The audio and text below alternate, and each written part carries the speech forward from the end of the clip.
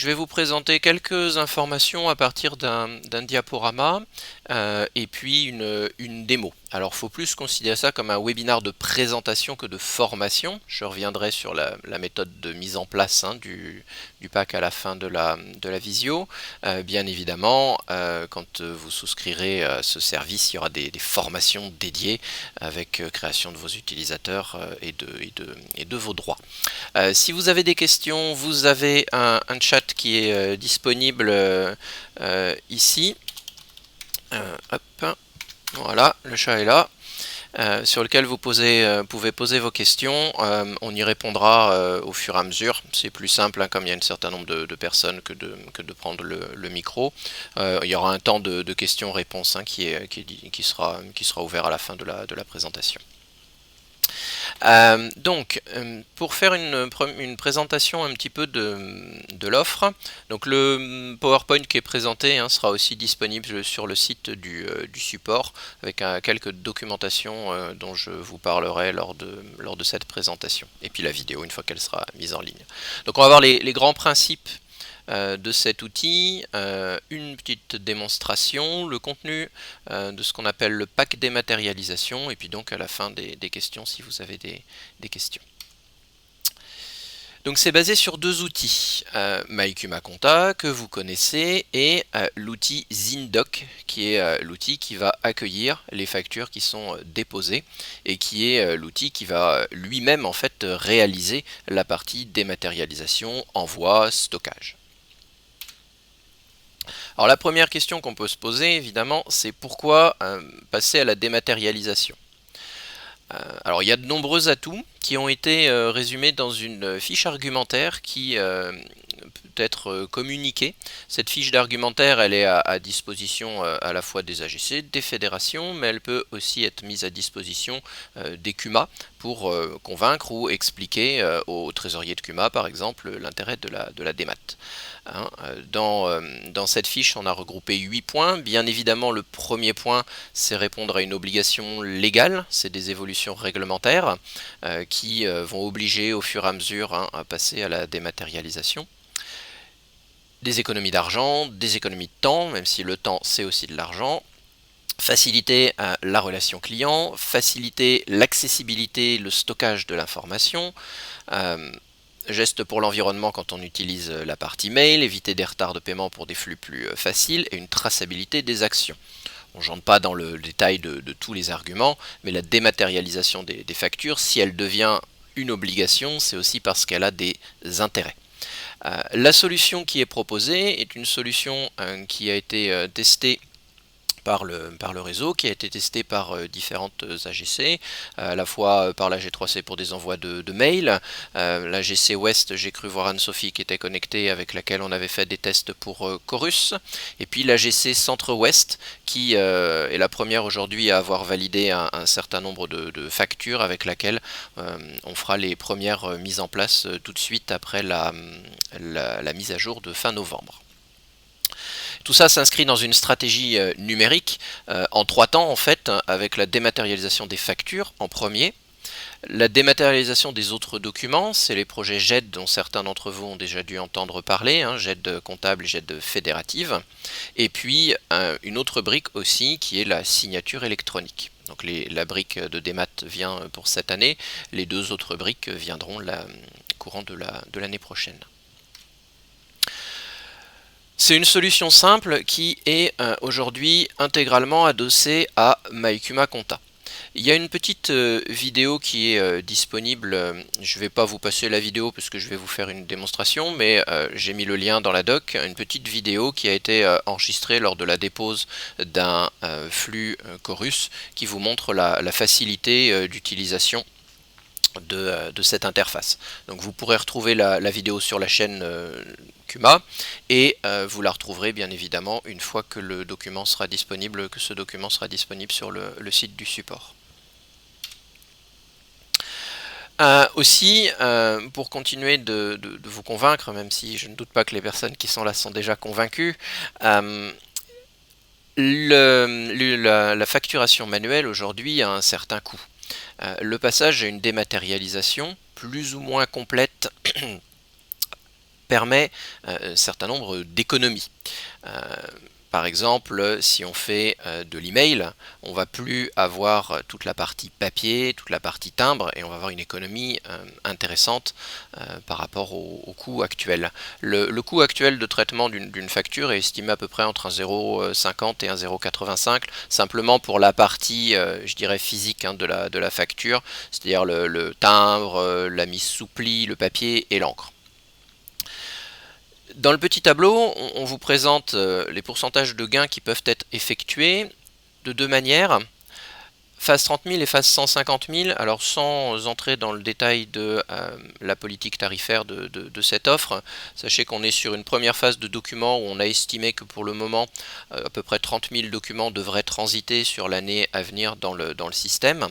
Une deuxième phase qui est à 150 000 et une troisième phase qui serait au-delà jusqu'à 300, 360 000. Pourquoi 360 000? C'est le nombre moyen à peu près de factures qui ont été émises ces 2 ou 3 dernières années dans le logiciel, factures clients. Plus le nombre de documents qui transitera dans l'interface sera conséquent, plus le prix sera bas à l'unité. Donc aujourd'hui, on propose un tarif avec une phase à 30 000. Si on passe par de la dématérialisation par email, on a tout de suite un gain par rapport à un coût papier de près de 60%. Donc c'est pas anodin. On propose aussi une dématérialisation papier. Alors je reviendrai sur le terme parce que ça peut paraître un peu antinomique de parler de dématérialisation papier.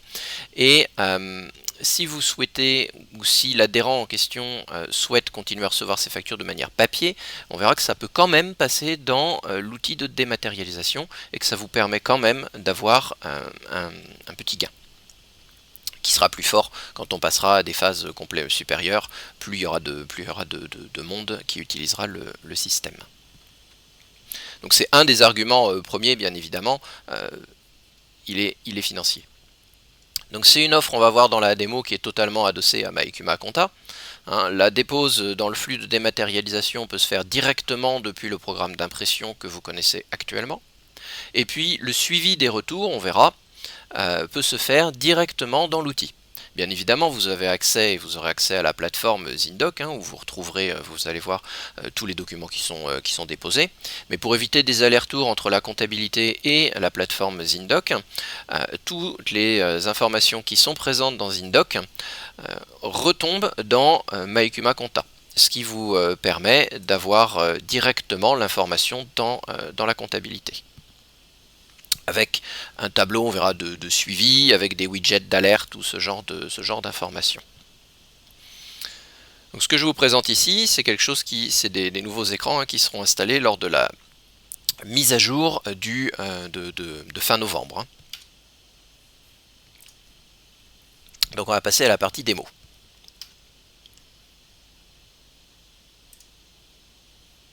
Hop. Donc le flux de facturation peut se faire de manière tout à fait classique. Vous faites votre flux de facturation et une fois que votre flux de facturation est terminé, vous avez l'impression des factures qui va s'afficher. Hop, je vais le passer en plein écran histoire qu'on ne soit pas embêté avec les widgets. À partir de là, si vous avez souscrit au contrat, que votre dossier, votre code utilisateur est paramétré pour l'utilisation de l'outil, vous allez pouvoir choisir de faire des envois ici avec le choix flux de dématérialisation. Si vous n'avez pas de licence ou pas d'accès, vous aurez un message d'alerte d'ailleurs vous indiquant que c'est pas paramétré. Je reviendrai sur les paramétrages. Donc ça c'est la page habituelle qui va s'afficher. Je vais déposer 278 et 279, deux factures que j'ai faites, et 279. Voilà. Je vais décocher la partie brouillon. Donc le flux de démat va fonctionner. Il va fonctionner à partir de paramétrages qui ont été faits sur la fiche adhérent. Bien évidemment, vous avez besoin d'indiquer dans la fiche adhérent s'il souhaite ou ne souhaite pas être traité, si je puis dire, par le flux de dématérialisation et quel type de flux de dématérialisation il souhaite avoir. Si je vais dans ma fiche adhérent, ont été rajoutés des petits paramétrages complémentaires Alors, même moi qui les ai ajoutés, j'ai toujours un doute. Voilà, j'ai mis ça ici. Donc ici, dans ma base de démo, j'ai 3 clients. Un client qui est paramétré en chorus, un client qui est paramétré en courrier et un client qui est paramétré en email. Vous voyez, ici, il y a une petite donnée complémentaire et on va indiquer si cet adhérent ou ce client ne souhaite pas de démat, souhaite recevoir des courriers, souhaite recevoir des emails ou souhaite passer par le biais de Chorus. Au niveau des emails, on verra qu'il y a deux choix. Il peut recevoir des emails en mode pièce jointe ou des emails en mode lien. Alors quelle est la différence? Un email en mode pièce jointe, c'est un petit peu l'équivalent de ce qui se fait aujourd'hui. Il va recevoir un email et il va recevoir directement en pièce jointe de sa facture le PDF. L'email en mode lien, il ne va pas recevoir directement la facture en pièce jointe, il va recevoir un lien dans l'email, on verra, hein, il y a un lien, qui lui permet de télécharger sa facture. L'intérêt, c'est que ce lien est un lien tracé. Vous verrez dans les exemples qu'à partir de ce lien, l'outil va savoir si votre interlocuteur a ou n'a pas cliqué sur le lien, avec aussi des informations de temps de retard. C'est-à-dire que si quelqu'un n'a pas cliqué sur le lien au bout de 3, 5 ou 10 jours, vous verrez le statut évoluer, comme quoi l'email a été envoyé, mais la personne n'a pas cliqué sur le lien au bout de 3 jours, au bout de 5 jours, au bout de 10 jours. Et vous avez possibilité de filtrer, dans l'outil Zendoc, vous avez possibilité de filtrer tous les emails qui n'auraient pas été lus, par exemple, et envoyés depuis 10 jours, et de les relancer. Donc on voit le statut de l'email qui évolue parce que c'est un lien tracé. Si la personne clique, vous voyez que le statut évolue et vous voyez que le terme apparaît comme quoi c'est consulté. Donc on préconise plutôt l'utilisation d'une dématérialisation d'email par lien que par pièce jointe, parce qu'à partir de là, vous avez vraiment une information que la personne a consulté la facture ou n'a pas consulté la facture. Toutes ces informations, elles sont tracées sur la facture. C'est-à-dire que même s'il clique une deuxième fois, vous savez qu'il a été cliqué une deuxième fois. Bien évidemment, l'utilisateur à qui vous envoyez le lien n'a pas besoin d'avoir un compte Zindoc, il n'y a pas besoin de se créer un compte pour télécharger ou pour lire la facture. N'importe quelle personne qui a le lien peut récupérer cette facture. Il ne faut pas créer un compte. On a un compte quand on est utilisateur de l'outil, comme vous en tant que comptable, mais la personne qui reçoit la facture n'a pas besoin d'avoir un compte. Il suffit qu'elle clique sur le lien, on verra, et ça s'affiche. Donc c'est pour ça qu'il y a deux notions de lien. Quand on est paramétré en mode Chorus, il y a des petits contrôles complémentaires parce que pour Chorus, je ne sais pas si lui il est bien paramétré, si lui par exemple je décide de le passer en Chorus, voilà. Pour Chorus, il y a besoin de données complémentaires, en l'occurrence le SIRET est une donnée obligatoire pour activer le flux Chorus. Donc il y a une alerte à ce sujet quand on paramètre un adhérent ou un client en flux Chorus si le SIRET n'est pas renseigné, pour que le SIRET soit renseigné et éventuellement des informations complémentaires comme le code service si c'est un client qui gère le code service au niveau de Chorus. J'en profite pour revenir sur la partie courrier. Ici, j'ai un adhérent qui est paramétré en courrier. Vous pouvez tout à fait utiliser la plateforme Zindoc pour faire des envois courrier. Le type d'envoi, il est contenu dans la facture. C'est des informations qui sont imprimées en blanc sur blanc, cachées dans la facture, et qui permettent à Zindoc de savoir, quand il va recevoir un PDF issu de MyCuma Compta, s'il doit générer un email en lien en pièce jointe, un flux Chorus ou du courrier.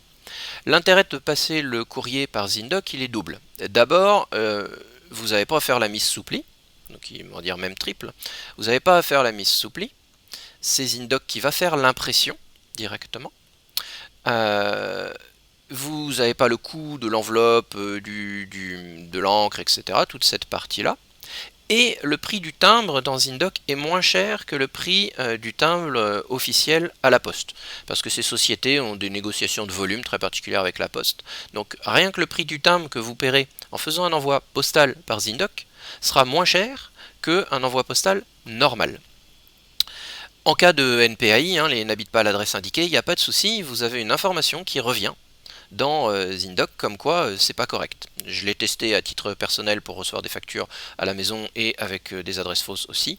Il y a bien eu un retour de NPAI comme quoi l'adresse n'était pas correcte ou reconnue sur la facture.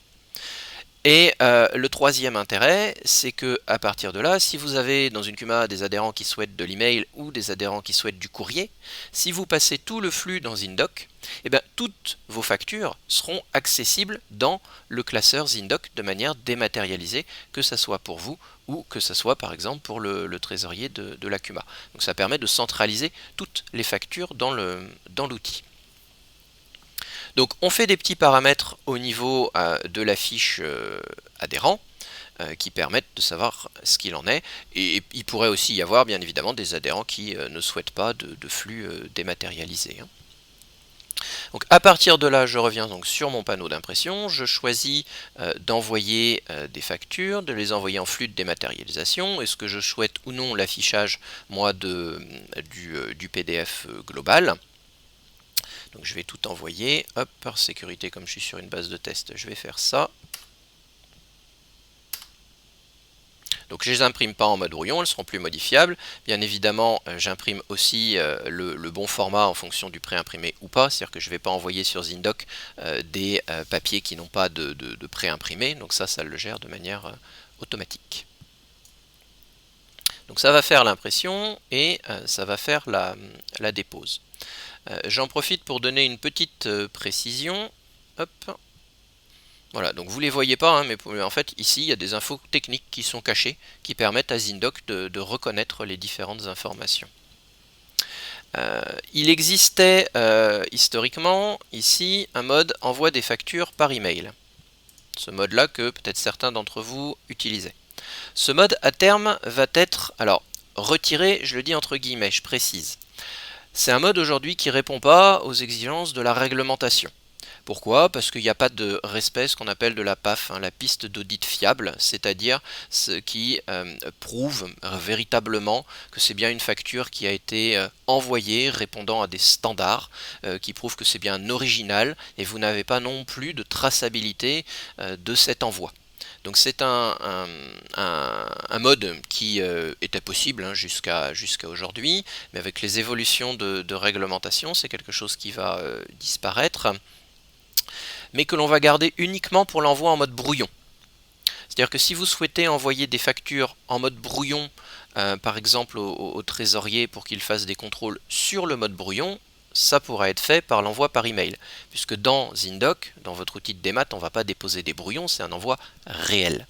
Donc il sera possible de continuer d'utiliser l'envoi des factures par le mode email basique aujourd'hui lorsque l'on fait du mode brouillon. Lorsque l'on ne fait pas de mode brouillon, ça ne sera plus possible. Il faudra passer par le flux de dématérialisation. Ce n'est pas quelque chose qu'on va retirer de manière brute lors de la prochaine mise à jour, ni au 31 décembre. Hein. C'est quelque chose qu'on retirera courant du premier trimestre de l'année prochaine, le temps que les process de chacun puissent évoluer. Donc à partir du moment où j'ai fait mon envoi, l'ensemble doit être déposé sur la plateforme. Hop. Donc je peux basculer sur ma plateforme Zindoc. Alors je sais plus, ouais, doivent parce que je sais plus si je suis sur le bon dossier.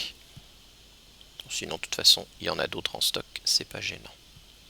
Donc quand je me connecte sur ma plateforme Zindoc avec mon code utilisateur, donc j'arrive sur l'interface d'accueil, je vous disais, vous voyez, il y a des petits widgets de rappel, par exemple, de liens qui n'auraient pas été consultés depuis 10 jours, de courriers qui auraient été en erreur, de documents qui peuvent être à envoyer, ou ce genre d'informations.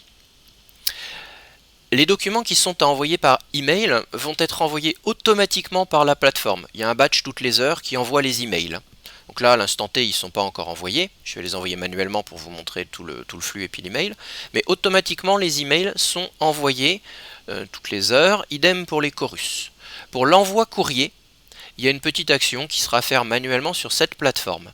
Pourquoi on n'a pas fait d'automatisme pour le courrier?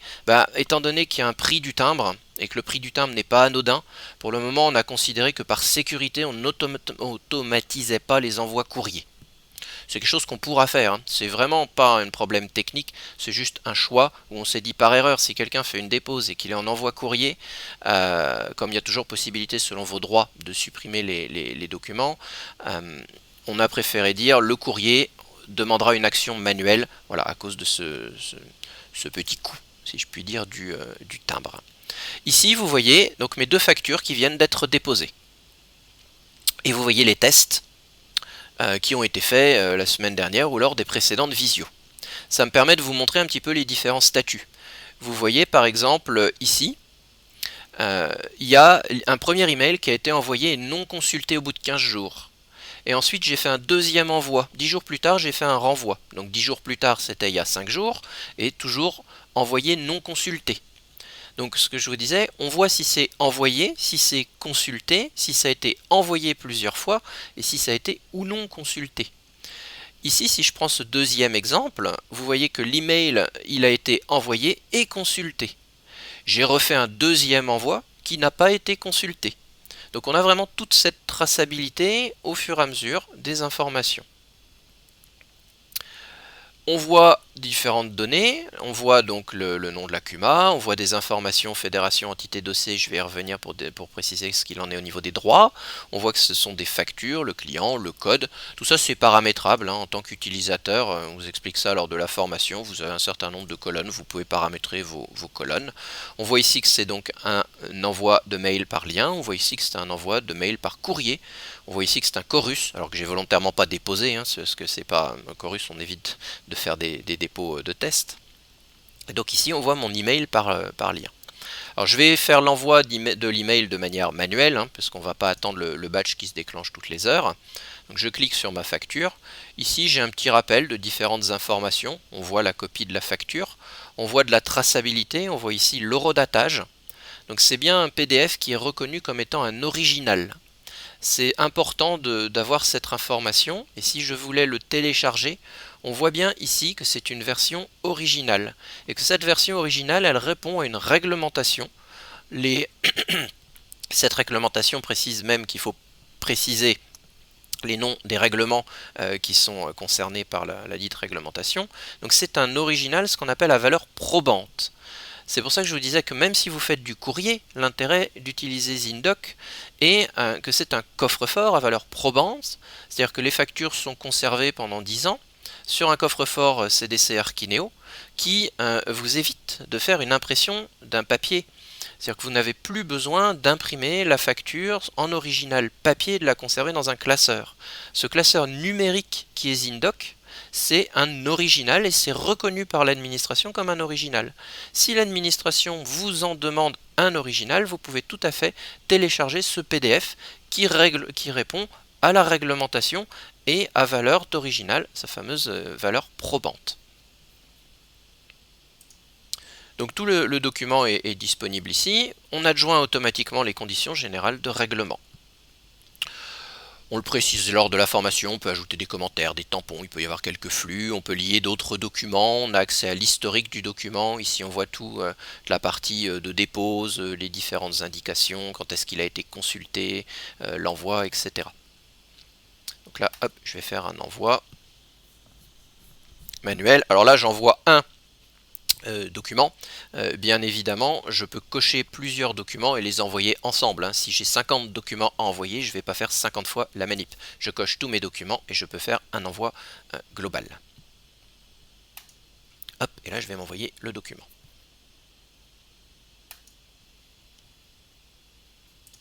Donc là, le document m'est envoyé. Je vais le recevoir dans ma boîte mail que je vais afficher, hop, de l'autre côté. Tac, on peut l'afficher ici.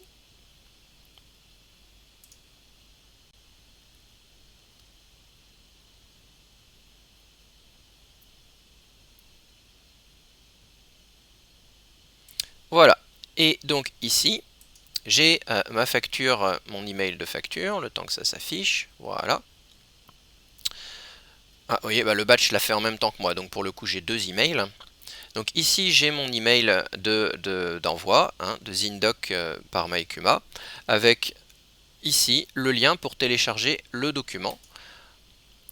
Donc bon, moi j'ai un compte Zindoc, hein, mais comme je disais, j'ai pas besoin d'avoir un compte Zindoc. ici, ce document est mis à disposition, et donc à partir de là, je peux consulter et télécharger ma facture. Je peux directement télécharger ma facture ou en télécharger plusieurs, d'ailleurs si le lien contenait plusieurs envois. Donc j'ai accès directement à la facture, et à partir de là, si je retourne sur mon interface ZinDoc et que je vais réactualiser les statuts, ici, vous voyez que donc le batch a fait l'envoi en même temps que moi. Bon, ça c'est le hasard qu'on tombe pile sur le même timing pour l'envoi du batch. Mais vous voyez donc que j'ai un email qui est envoyé non consulté et donc mon email qui est envoyé et consulté. Donc on a bien la traçabilité de l'information et de la consultation de la facture.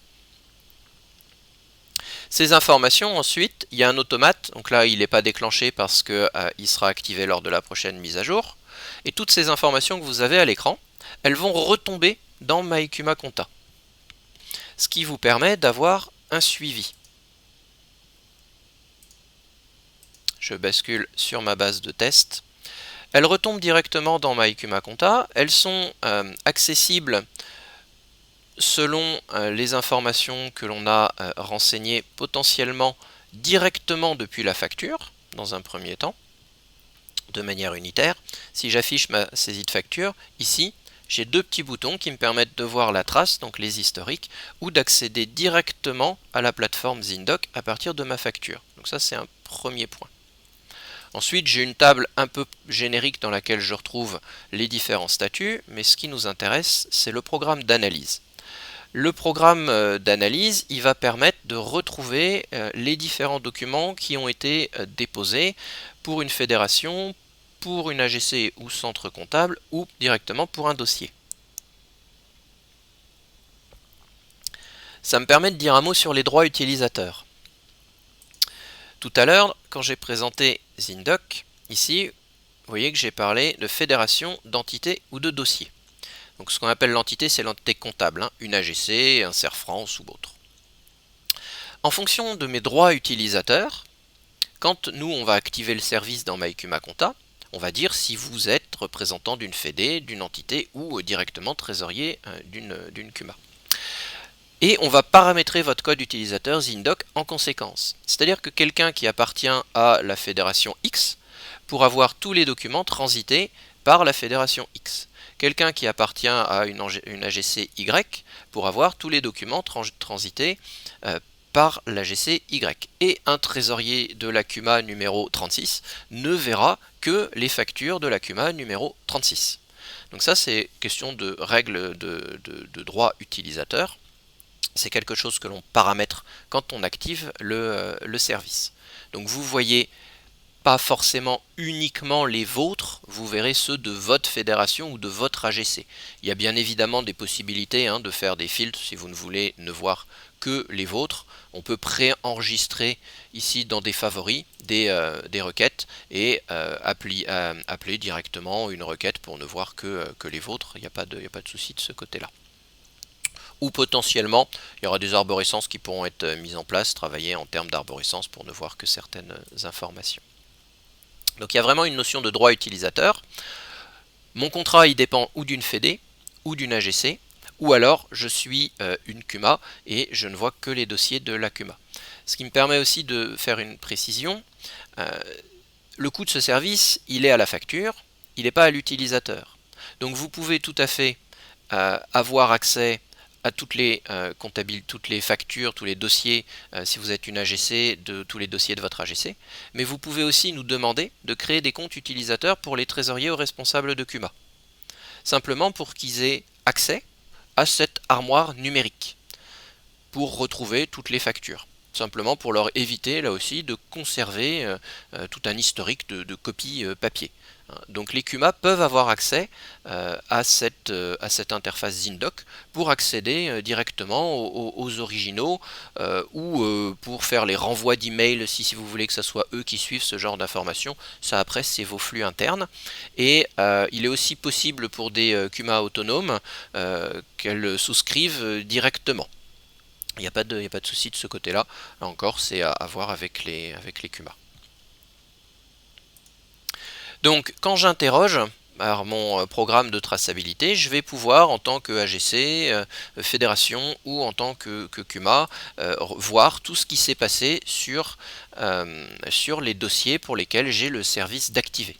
Moi là je suis sur une base de test avec des droits administrateurs, donc vous formalisez pas sur la viabilité des numéros de fédération ou ce genre de choses. Ça me permet juste de vous montrer l'écran. Donc ici par exemple j'ai demandé un tri par fédération. Donc pour cette fédération, je vais voir un certain nombre de dossiers. Pour d'autres fédérations, je vais voir des dossiers et je vois l'historique des dépôts qui ont été faits. Par exemple, ici, là, je me mets sur une ligne.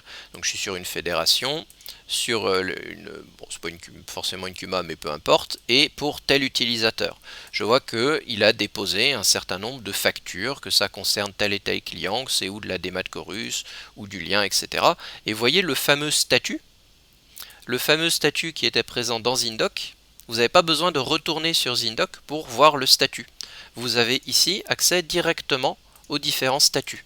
Si c'est envoyé et consulté, si c'est non consulté. Vous voyez ici le test d'un envoi postal qui a bien été passé, ici qui était volontairement pour le coup en erreur.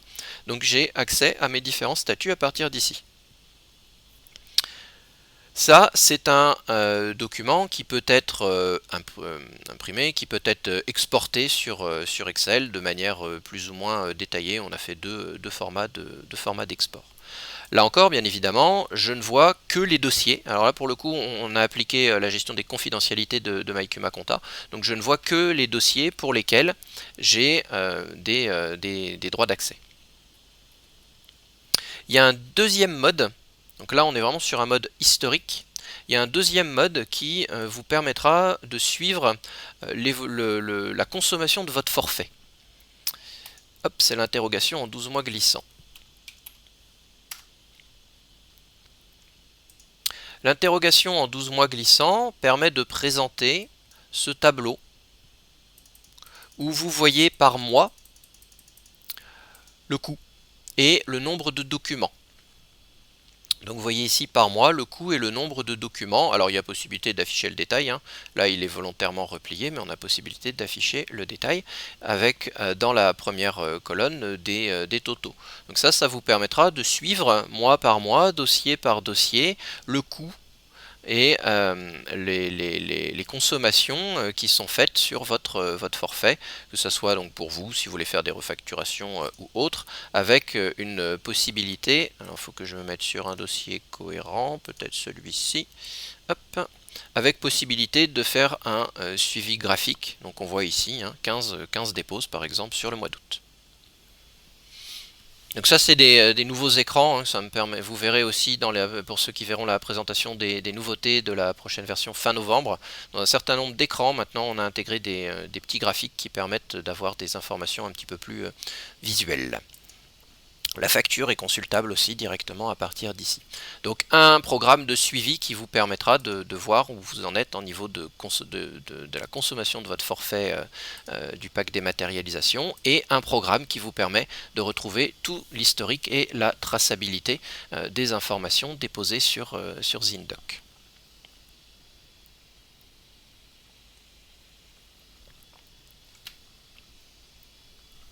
Je regarde, j'ai vu deux questions au passage. Kathleen qui nous dit une secrétaire comptable qui a plusieurs CUMA pour avoir toutes ces CUMA en même temps. Ça c'est un cas un petit peu particulier qu'il faudra qu'on voit à l'usage sur la manière dont on le gère et les codes utilisateurs qu'elle a. Et une question de David, souhait du pôle technique comptabilité et gestion GC CUMA OS, facturation à chaque CUMA en direct, centralisé, décentralisé. Alors, je vais revenir sur la manière dont le pack dématérialisation est commercialisé par la SAS et mis en et facturé. Donc voilà pour la partie démo du système. Hop. Donc tout ça c'est revendu par la SAS CUMA Service sous le nom de pack dématérialisation. Alors, qu'est-ce que contient ce pack dématérialisation? Hop, je vais passer en grand, ça sera plus lisible. Donc cette petite feuille sera aussi accessible et c'est ce qui servira de base aux communications. Donc le pack de démat vous donne accès à l'interface sur MyCumaConta et à l'interface Zindoc. Plus précisément, donc il vous donne accès à l'argumentaire à l'intention des CUMA et de leurs adhérents. Il vous donne accès, ça vous l'avez déjà, à la fiche juridique qui précise les modalités réglementaires de la dématérialisation des factures. Ça c'est plus pour information, mais elle est déjà accessible sur Juricuma. Elle vous donne accès à un modèle d'information à destination des adhérents à envoyer lors de la bascule. Donc ça c'est un document qui a été rédigé par Elodie du service juridique de la FNCUMA. Donc c'est une lettre type qui permet de communiquer aux adhérents expliquant le changement de méthode d'envoi des factures. En parallèle, le pack vous donne aussi accès à un modèle d'article afin de modifier le règlement intérieur, j'insiste, et non les statuts, bien le règlement intérieur, ce qui évite de devoir faire une assemblée générale. Donc de modifier le règlement intérieur de la CUMA pour acter ce process. Donc là encore, c'est un document rédigé par le service juridique de la FNCUMA qui permet et explique comment modifier le règlement intérieur pour préciser que dans le règlement intérieur, on passe à la dématérialisation et que ça devient même d'ailleurs le canal principal d'envoi des factures. Après, en cas de questions complémentaires sur ces parties règlement intérieur, bien évidemment, le service juridique de la FNCUMA se tient à disposition. Mais voilà, dans le pack, on a mis ce courrier modèle et ces articles types du règlement intérieur pour vous faciliter le travail. Donc le pack contient évidemment aussi l'accès à l'interface de dépose depuis MyCumaConta, l'outil de suivi des déposes directement dans MyCumaConta et l'accès à l'outil Zindoc. Pour le mettre en place, il y a un formulaire qui est disponible sur le site du support. Donc le lien est accessible ici, mais quand vous faites une demande support, vous avez différents formulaires. Il y a un formulaire dématérialisation. Alors qui remplit ce formulaire? Une AGC, une fédération, une CUMA, peu importe. Ce qu'il faut retenir, si on prend l'exemple de l'AGC Centre-Ouest là, qui a validé son premier devis pour envoyer des factures sur la période de décembre. C'est un forfait qui va courir sur une année civile, 1er janvier, 31 décembre. Quand je dis un forfait, c'est-à-dire que la quantité de factures que vous souhaitez déposer sur une année civile, c'est quelque chose que l'on va vous demander lorsque l'on va ouvrir le service. C'est un petit peu comme dans le temps un forfait SMS. Vous aviez X SMS, vous preniez un forfait, vous aviez 100 SMS, que vous utilisiez 1 SMS ou 100 SMS, les 100 SMS étaient facturés. Là c'est la même logique. On va vous demander une quantité d'engagement. Pourquoi on vous demande une quantité d'engagement? Parce que le fameux palier 30 000 que je vous ai précisé tout à l'heure, nous, on s'est engagé auprès de notre prestataire, afin d'avoir un certain tarif, à transiter au minimum 30 000 documents. Donc on vous demande de même de définir une quantité et de vous engager pour cette quantité. Cette quantité, elle vous sera automatiquement facturée. Si vous consommez moins, c'est cette quantité qui sera facturée. Je dis c'est le même principe qu'un forfait. Si vous consommez plus, si vous prenez par exemple un engagement pour 5000 documents et que vous en consommez 5010, bien évidemment, vous ne serez pas bloqué au 5001e document. D'abord, vous aurez un rappel par email au 4950e document. Ça, c'est un premier point. Donc, vous ne serez pas bloqué au 5001e document. Vous le verrez dans votre état de suivi. Nous, on facturera par contre les 10 documents complémentaires. Donc, le forfait vous est au minimum facturé et le dépassement de forfait vous est facturé. Le prix est le même, c'est-à-dire que vous allez acheter 5000 documents à X euros, les dépassements seront facturés au même prix. De toute façon, quel que soit le nombre de documents pour lequel vous vous engagez, le prix est le même. On a fait quelque chose de simple, il y a un prix de 1 à 30 000, c'est le même prix. Qu'est-ce qui pourrait être facturé en plus et qui est facturé de manière unitaire? Ce sont les timbres. C'est-à-dire que le prix à l'unité de la facture sur Zindoc, c'est le prix d'accès au service, le stockage, la valeur probante, etc., etc. Et vous avez, si vous faites de l'envoi courrier, ce qu'on vous facturera en plus, c'est le prix du timbre, en l'occurrence 97 centimes pour un noir et blanc de 3 pages. Après, il est automatiquement actualisé, ce prix, si vous envoyez 10 pages ou ce genre de choses. Donc vous avez un formulaire sur lequel vous faites votre demande, dans lequel vous précisez la quantité de factures que vous pensez déposer entre le 1er janvier et le 31 décembre. On a des outils en interne qui vous permettent, qui vous aideraient, qui pourraient vous aider à estimer, cette quantité. Et donc cette quantité, elle est facturée à l'entité qui signe le contrat. Donc si l'AGC, là si on reprend mon exemple de l'AGC Centre-Ouest, ils ont pris un engagement pour, je ne sais plus, une certaine quantité jusqu'à la fin de l'année. On leur facture cette quantité et ça leur ouvre la possibilité de déposer X factures dans l'outil. Peu importe les factures, que ce soit des factures de tel ou tel dossier, ça leur ouvre la possibilité, eux, de faire la dépose pour un nombre de factures.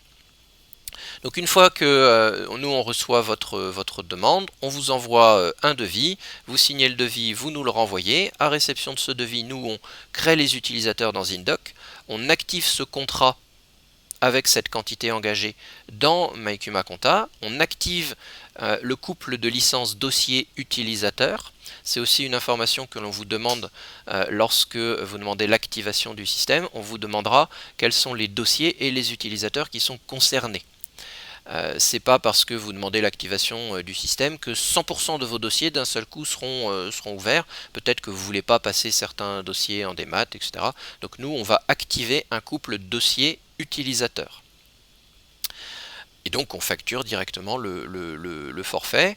Et une fois que tout ça est paramétré, on vous contacte pour fixer une date de formation où on reverra de manière un petit peu plus précise l'utilisation de l'interface Zindoc, comme on peut faire des recherches, paramétrer un peu l'utilisateur, repréciser comment fonctionne l'outil de suivi ou ce genre d'informations.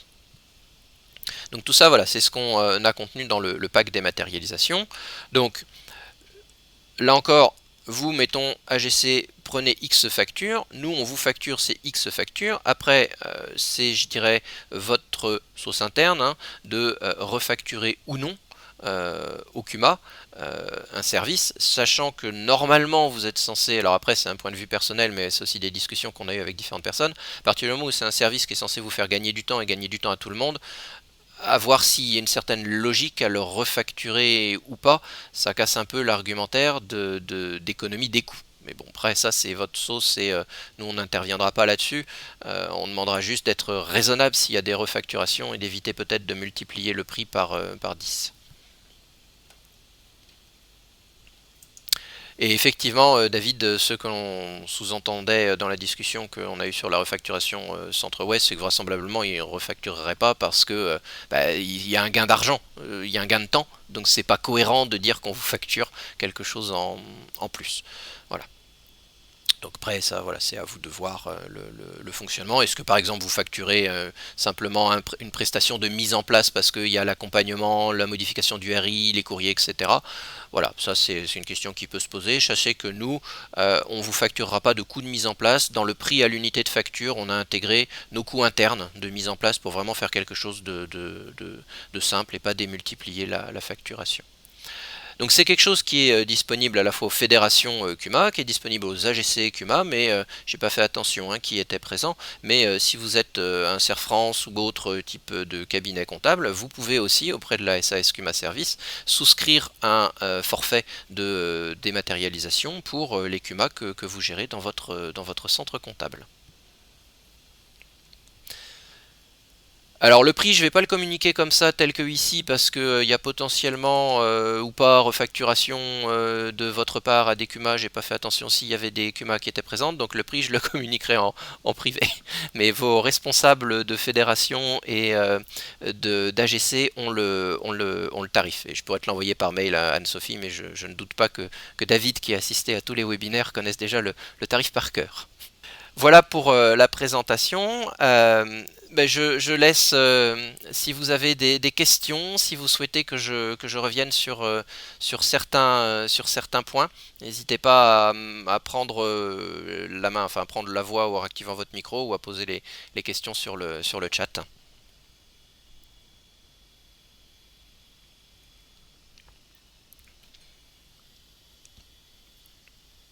Si c'est clair, vous pouvez aussi mettre un petit mot sur le chat.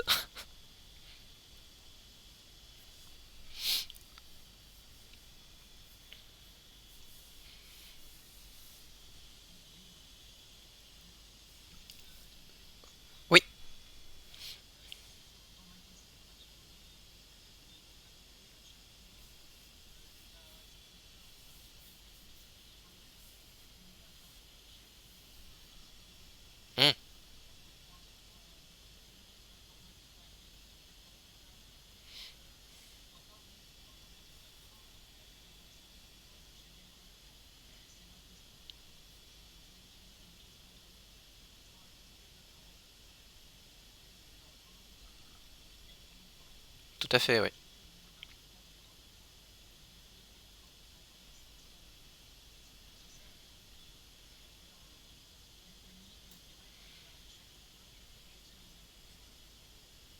Oui, tout à fait, oui. Oui, oui. C'est pour ça que les trésoriers et ou responsables de Kuma, hein, comme je disais, on ne paye pas au code utilisateur, donc on peut même créer deux comptes utilisateurs. Il faut bien que ce soit des comptes utilisateurs d'ailleurs de personnes nommées physiques avec un email, hein. On ne créera pas de compte générique Kuma36 par exemple. On a vraiment besoin que ce soit des, des, des, des gens identifiés, là encore pour respecter les flux de réglementation, pourront accéder, voir leurs données, faire les relances ou ce genre de choses. Et pour préciser effectivement la question d'Anne-Sophie et de Pascal, oui, le lien qui est généré est un lien qui est valable 30 jours. Alors, le lien est valable 30 jours. La facture, elle est stockée pendant 10 ans. Mais le lien, effectivement, est valable 30 jours, comme à peu près toujours, tout le temps, lorsque vous avez des systèmes d'envoi de liens. Vous prenez d'autres trucs comme WeTransfer ou des choses comme ça qui vous envoient des liens automatiques sur des pièces que vous voulez héberger. C'est valable 30 jours.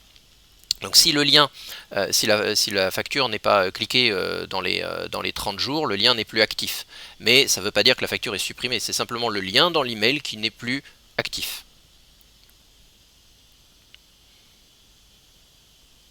Ensuite, il y a une question. Pour la GC Kuma West, on envoie les factures au trésorier ou président. Leur adresse mail remontera bien pour l'envoi. Alors attention, si on envoie les factures au trésorier ou au président, là on est normalement sur de l'envoi. C'est pas normalement, on est sur de l'envoi à la personne définitive. Les factures, elles ne seront pas envoyées au trésorier ou au président par ce système. Les factures par ce système, elles doivent être envoyées à la personne finale.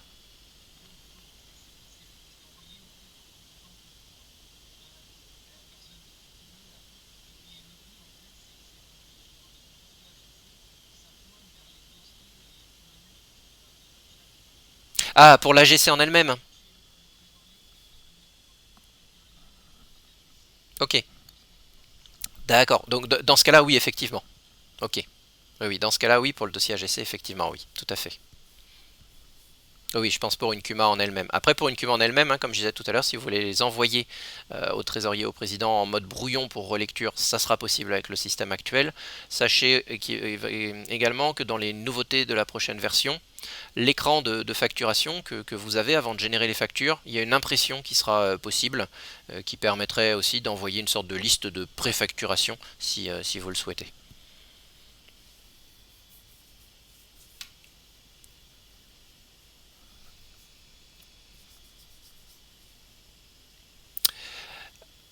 Alors oui, ça suppose. Alors c'est pas forcément exactement un accord de chaque adhérent pour chaque CUMA. En fait, le courrier type est effectivement bien à envoyer à chaque adhérent, mais il est tourné de manière classique quand on fait ce genre de demande dans le sens qu'Indimo consent. Donc on envoie dans le courrier, vous verrez, on envoie le courrier à l'adhérent et on lui dit de préciser dans les, je crois, 30 jours, enfin bon ça vous pouvez le modifier, que s'il ne souhaite pas, il doit se manifester. Donc s'il ne se manifeste pas, c'est qu'il accepte. Sachez normalement que la réglementation indique, alors pas encore aujourd'hui, hein, ça sera c'est 2023 je crois le définitif. Normalement à partir de 2023, quelqu'un ne pourra plus refuser. Alors pourquoi 2023? Parce que les CUMA sont des petites sociétés, donc elles sont dans le tout dernier palier. Sinon, ça serait déjà à partir du 1er janvier. Mais vraiment dans le tout dernier palier, donc si je ne dis pas de bêtises, à partir du 1er janvier 2023, normalement on ne peut plus refuser un envoi par email. Donc là, on vous fait quand même un modèle de courrier pour indiquer à l'adhérent que s'il ne souhaite pas recevoir le courrier, les factures par email, il doit se manifester. Dans le modèle, c'est dans les 30 jours. Après, ça, c'est à vous de voir hein, en fonction du timing de mise en place. Donc après, à vous de voir aussi si qui prend en charge l'envoi de ces courriers aux adhérents, je dirais au dernier niveau de la chaîne, donc effectivement à l'adhérent. Est-ce que c'est quelque chose dont la CUMA se charge, dont le trésorier de CUMA se charge? Est-ce que c'est une prestation que vous faites? Ça, c'est à voir. On vous fait le modèle et après à voir comment il est utilisé et géré. C'est pour ça que la modification, elle porte sur le règlement intérieur aussi, pour vous éviter de devoir faire des AG exceptionnels pour faire cette modification.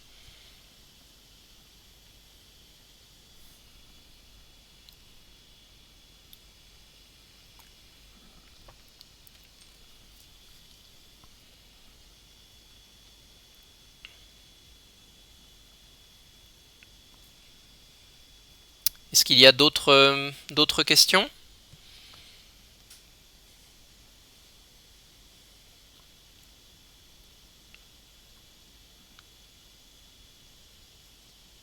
Ok, donc sachez hein, donc que c'est déjà en partie en prod. Alors quand je dis en partie, hein, c'est simplement que le programme aujourd'hui de traçabilité est pas en production, hein, mais il y a des envois donc qui sont en prod. Il y a encore des petites confirmations de tests là qui sont faites avec le Morbihan, si je dis pas de bêtises, d'envoi sur Documa de l'intégralité d'une facturation. Et puis donc à partir de la mise à jour de fin avril, voilà, l'intégralité du programme de suivi, etc. sera mis en place. Donc vous pouvez nous faire d'ores et déjà vos demandes hein, de mise en place. Il n'y a pas de souci. C'est quelque chose comme la mise à jour sera faite dans 15 jours. On peut déjà se contacter de ce côté-là. Pourquoi fin avril ou fin novembre? Parce que je me suis mélangé, peut-être j'ai dit les deux. Bah, la mise à jour c'est le 24 novembre de cette année. C'est parce que je rédigeais les projets futurs de 2021 que j'ai dû confondre. Donc non, non, c'est bien déjà en prod et complété avec la mise à jour du 24 novembre. Pour laquelle vous avez déjà reçu une première salve normalement de communication et pour laquelle, si je dis pas de bêtises, les webinars doivent avoir lieu jeudi et vendredi de la semaine prochaine.